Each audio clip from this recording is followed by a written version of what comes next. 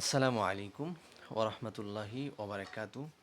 সম্মানিত দর্শক, দেখতে পাচ্ছেন আজকে আপনাদেরকে জানাবো যাদের সন্তানই হয় না ওই সমস্ত মা বোনেরা কী করবেন।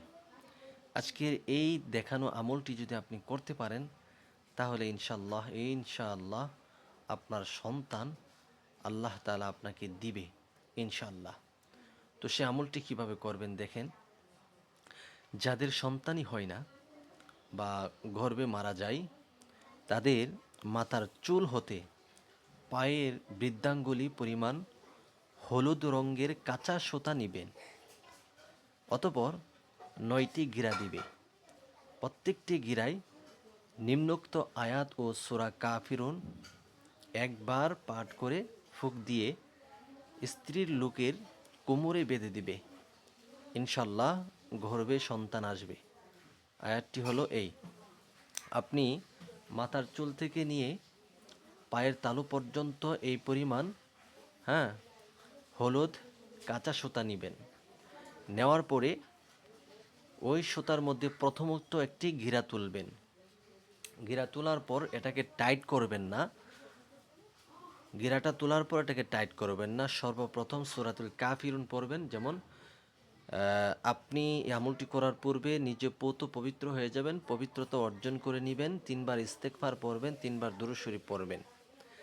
এরপরে পাঠ করবেন আউযু বিল্লাহি মিনাশ শাইতানির রাজিম বিসমিল্লাহির রহমানির রহিম قل يا أيها الكافرون لا أعبد ما تعبدون ولا أنتم عابدون ما أعبد ولا أنا عابد ما عبدتم ولا أنتم عابدون ما أعبد ولا أنتم عابد ما عبدتم لكم دينكم ولي دين।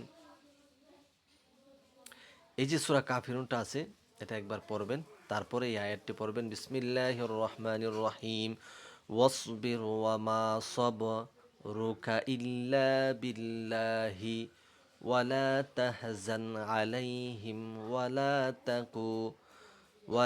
তাকু ফি দাইকিম মিম্মা ইয়ামকুরুন ইন্নাল্লাহা মাআল্লাযীনা তাকাউ ওয়াল্লাযীনা হুম মুহসিনুন। সূরা কাফিরুন এবং এই আয়াতগুলো একবার পাঠ করা হলে ওই যে আপনি হলুদ কাঁচা সুতার মধ্যে একটি ঘিট তুলেছেন, এর মধ্যে একটি ফু দিয়ে গিঁটটাকে টাইট করে নেবেন। এরকমভাবে 7বার পরবেন আর 7টি গিট দেবেন। আর ওই সুতাটি আপনি ওই মহিলার কোমরে বেঁধে দিবেন। আল্লাহর অশেষ রহমতে দেখবেন যাদের সন্তানই হয় না সন্তান হবে, যাদের সন্তান গর্ভে মারা যায় তাদের সন্তান আর গর্ভে মারা যাবে না ইনশাআল্লাহ। আজকের ভিডিওটি সবাই শেয়ার করুন, চ্যানেলটি সাবস্ক্রাইব করে পাশে থাকুন।